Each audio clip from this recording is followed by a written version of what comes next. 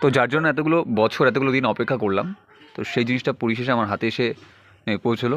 তো আমার এক্সপ্রেশন থেকে বুঝতে পারছো যে আনন্দের কোনো সীমা নেই। শুরুতেই সকলকে রাধে রাধে। তো এই মুহূর্তে আমার পোস্ট অফিস থেকে আমার আমার কাছে একটা ফোন এসেছিলো, তো আমাকে বললো একটা লেটার এসছে।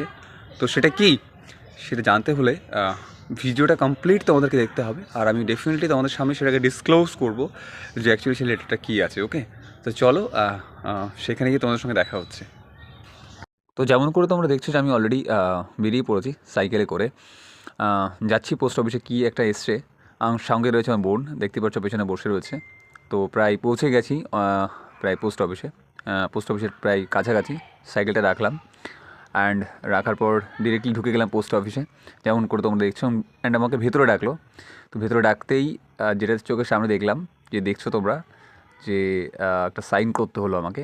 তো আই থিঙ্ক তোমরা বুঝেই গেছো এখানে কিছুই ছিল না। এটা অ্যাকচুয়ালি আমার এতদিনের তপস্যার ফল বলা যায়। আমার joining letter central government of India and ministry of defence থেকে আমার এটা হয়েছে।